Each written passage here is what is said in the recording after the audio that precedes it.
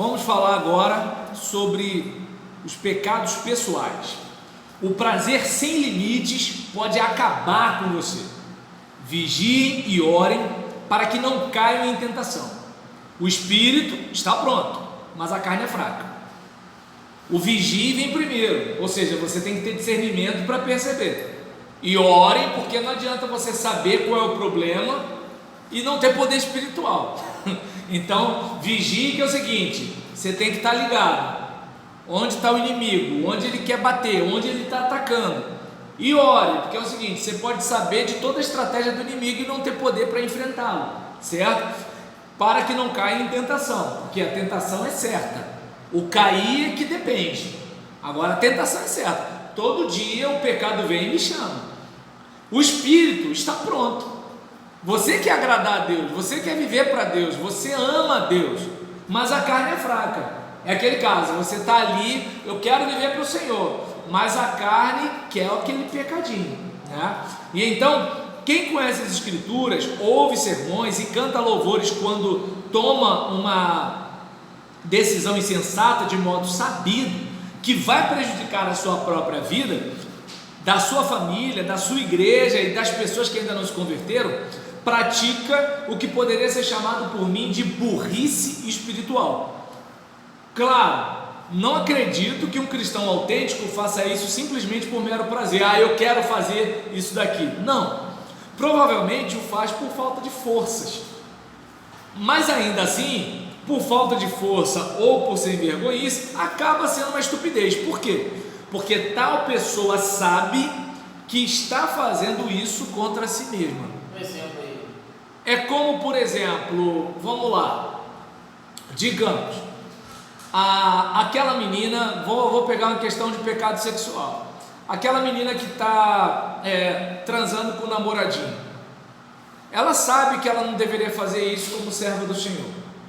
Ela sabe que o certo seria eles aguardarem o momento certo para a intimidade física, e ela sabe que ela pode ser muito mais prejudicada do que ele numa gravidez. Ela sabe que assim, se ele for mulher que der no pé, fugir, seja lá o que for, alguma coisa do tipo, ela vai ter muito mais dificuldade do que ele, certo? Então, assim, mas ainda assim, o hormônio, a fragilidade, a paixão, um monte de coisa vai contribuir para quê? Para ela, entende? Tropeçar na parada. Aí, digamos, o cara que de repente a mulher não se cuida o suficiente, ou a mulher é grosseira, ou não corresponde sexualmente direito, e aí de repente tem aquela irmãzinha na igreja que é sempre gentil, fala mole, aquele negócio todinho, tudo tal, aquele negócio todinho, aí o que acontece? Ele sabe que é uma loucura, vai trazer um escândalo para a igreja. Como é que a igreja vai evangelizar depois daquilo ali, aquele monte de situação e tudo tal? Só que assim, ele está no sufoco, o bicho está pegando, a irmã está de fala mole para cima dele, aquele negócio todinho. Ele acha que se de repente, ele de madrugada pular o muro da casa dela, sair, não vai ter nenhum vizinho vendo, entende? Quando vai ver, já foi, entende? Então, ou por exemplo, lavagem de dinheiro, na oferta da igreja, ou então aquele tesoureiro que assim, não, vou pegar emprestado aqui, assim, eu só vou pegar emprestado aqui para pagar uma conta minha, depois eu boto o dinheiro de volta. Só que é o seguinte, o mesmo diabo que tenta, é o diabo que, vai botar um negócio na cabeça de alguém para aquele fulano ficar no pé. Conhece ele conversar com o pastor. Pastor, deu ruim, aconteceu isso. Mas lembra, assim, o diabo está tentando, velho. Então, o diabo não quer que a coisa resolva. Porque o cara que chega no pastor, joga aberto, o pastor vai orar com ele. Irmão, aconteceu e tudo tal, vamos resolver essa parada aqui, tudo, não sei o que lá. E aí, sei lá, qual vai ser a medida disciplinar, se ele vai sair da tesouraria, o que vai acontecer e tudo tal. Mas o que acontece? Algo vai ser feito vamos manter a paz, vamos resolver essa situação, ou seja, é algo que vai ser feito na luz, entende? De repente, por exemplo, falei do dinheiro, falei da fornicação, falei do adultério, ou por exemplo, uma irmã perdeu a paciência e incestou uma prima dela, né, lá na casa dela, na família dela lá. Pô, pastor, está acontecendo isso e tudo tal, ó, vamos fazer um negócio, não canta mais, pelo menos um certo período aí, fica tudo. Se alguém vier com alguma coisa, olha, eu já digo, olha, a irmã, ela tá de molho, tá na geladeira, tá orando, tá ali, tá entendendo? Tá assistindo ali, que aí porque sempre vem um para contar. Quando o fulano veio para contar, o pastor já tá resolvendo, entende? É uma situação. Agora, por exemplo, até porque se alguém vier assim, mas o pastor tinha que contar para todo mundo, fulano, vai dizer que você não tem pecado não, né? Aí eu pergunto, se eu pegar o teu pecado e tocar trombeta para a igreja toda, e aí? Esse é o negócio, assim, todo mundo quer saber do pecado de todo mundo, agora, você quer contar o teu filhão? Mas o pastor, assim, me responde aí, por exemplo, se uma igreja que está ali, a juventude, beleza? Aí tem um casalzinho ali, eles estão ali, eles se beijando, namorando, saindo, aquela coisinha assim, estão no ministério de louvor, estão participando e tal, não sei o que, no culto dos jovens, adolescentes, estão participando, e de repente eles vão para um determinado lugar e não acontece. Aconteceu o lance, a igreja ficou sabendo. O correto é fazer a exclusão dos dois ou botar eles no voto? Olha, a Bíblia diz o seguinte: se o teu irmão pecar, vai você e dar uma chamada nele. Se ele arrepender, ganhou seu irmão. Se ele não se arrepender, leva 2 testemunhas. Se ele se arrepender, morreu ali. Se ele não se arrepender, leva o assunto para a igreja. Se ele se arrepender quando levar o assunto para a igreja, continua na comunhão. Se ele não se arrepender, considera gentil publicano. Só que eu acho assim, por exemplo, estou falando do que Jesus disse. Só que aconteceu esse lance, só que tipo assim, eu acho que ficou só entre eles, a igreja não ficou sabendo de nada. Então, aí já são 2 pecados. Entendeu? A igreja, tipo assim, não explanou para a igreja, mas o que aconteceu? Eles saíram do ministério do louvor e ficaram mais trabalhando no departamento da igreja, entendeu? Ali, e tipo assim, eles se falam normal, mas não estão mais juntos.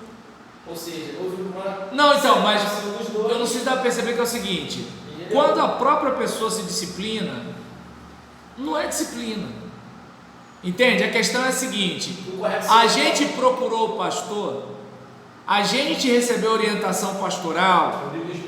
Tá dando para entender? O que acontece é que assim, muitas vezes o pessoal é independente.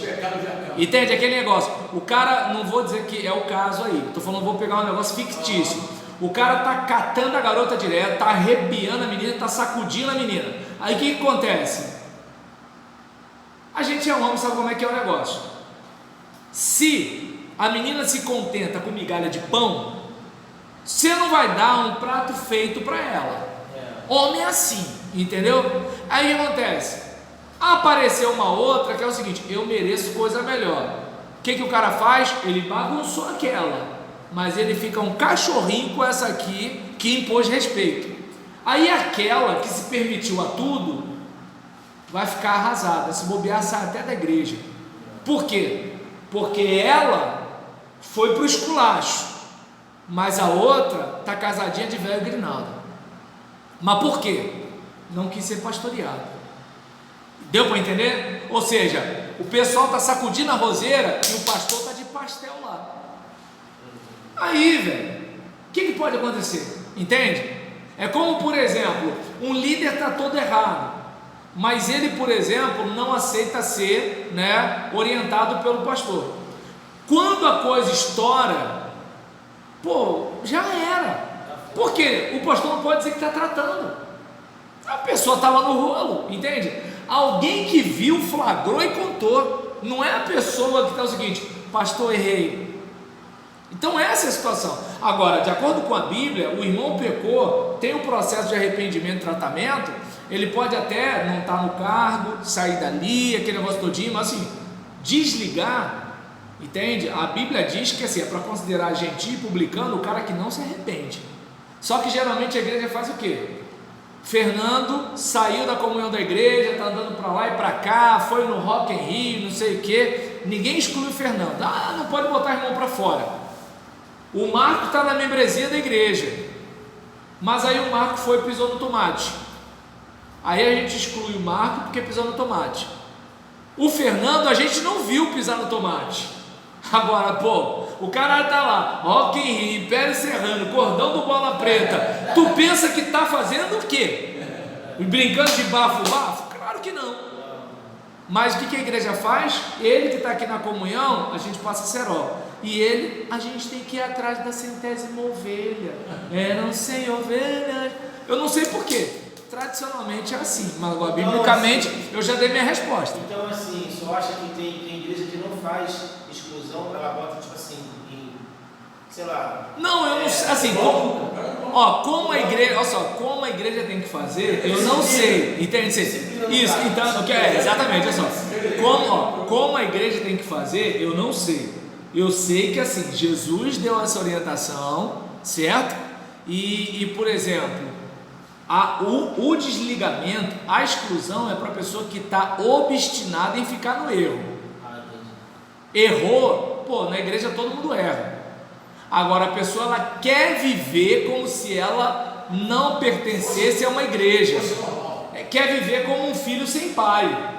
Pô, beleza, quer gritar com seu pai, quer bater no seu pai, então vai alugar sua casa, já que você é homem para bater no pai, é homem para pagar sua própria conta. Quer viver como filho sem pai? Vai para lá. Agora, quer bater no pai, quer gritar com o pai e quer comer o arroz e feijão que o pai paga? Vai catar coquinho, velho. Aí não. Eu não sei se dá para perceber. Entende? Aí, por exemplo, nesse caso, né, a gente observa aqui, né, que assim, a Bíblia tem dicas, né, para que nós vençamos essas inclinações, dando a volta por cima. Não estou dizendo que será uma caminhada de perfeição, mas de autodesenvolvimento. Pô, o cara que, por exemplo, veio da cachaça, o que veio da maconha, né? O que veio do tráfico, o que veio da pornografia, o que veio do adultério, entende?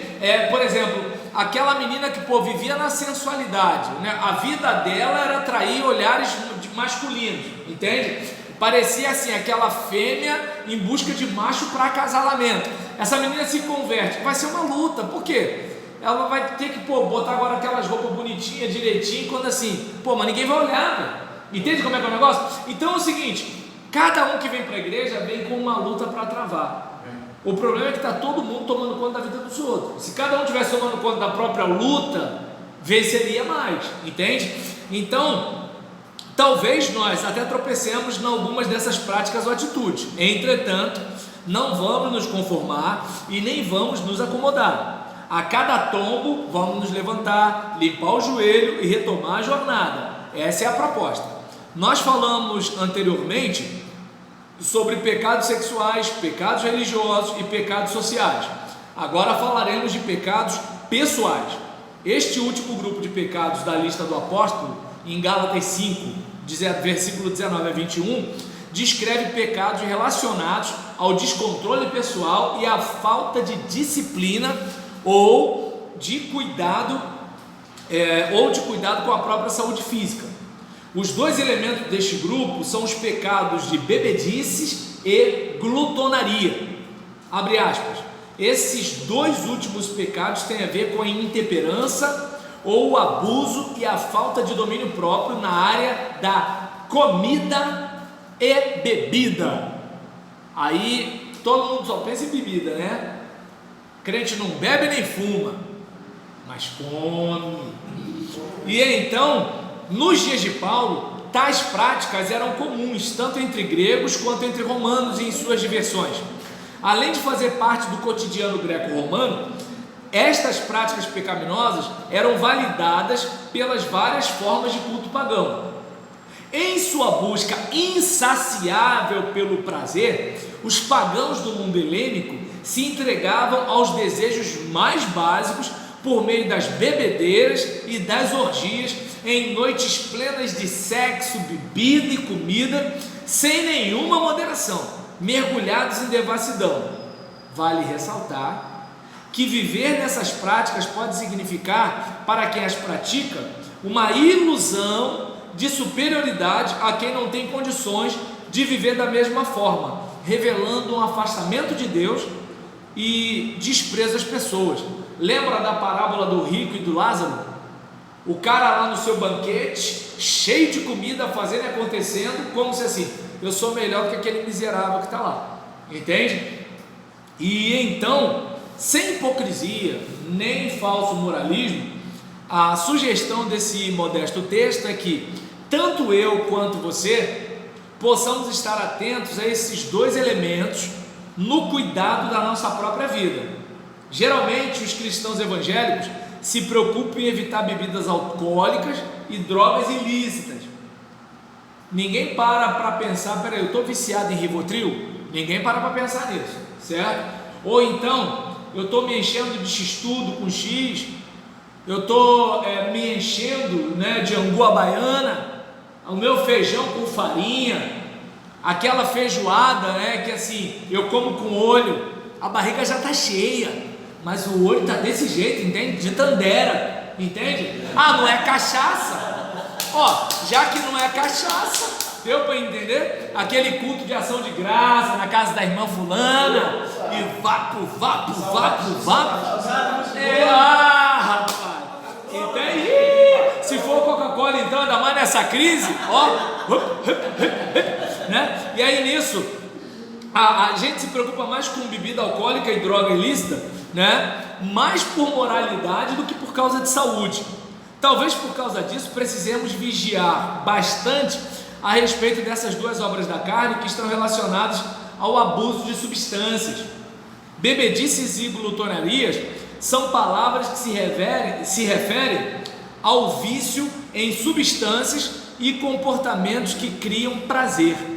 Então, às vezes o indivíduo, né, ele está se enchendo de determinada comida, porque assim, eu estou mal, né, estou mal, vem me ajudar. Aí o camarada vai e ó, se enche e tal, eu estou mal de não sei o que lá, estou triste, e dá-lhe aquela caixa de bombom inteira, eu estou não sei o que lá, e aquela comida carregada na gordura, aquele torresmo, tu tá entendendo? Aí o cara fica lá daquele jeito assim, e sabe lá Deus o que ele está fazendo com o corpo, já que assim, o estômago está cheio há muito tempo, mas ele, por uma questão afetiva, por uma questão emocional, ele está viciado em comida, ele está viciado em chocolate, ele está viciado em refrigerante, mas como não é cachaça, ele não percebe, ele é crente, entende? Está cheio de remédio, mas como não é cachaça, ele não percebe. E aí quando vai ver, ele está preso, ele está viciado, ele está em pecado, mas ele ainda não reparou. Posso fechar ou alguém quer falar alguma coisa? Igual as drogas, né? Também, usuário. Só que quando é droga, a gente até exclui o cara, porque aí é pecado. Quando é cachaça, a gente exclui o cara, porque é pecado, entendeu? Mas agora, comida? Que isso, pastor, nada a ver, entende?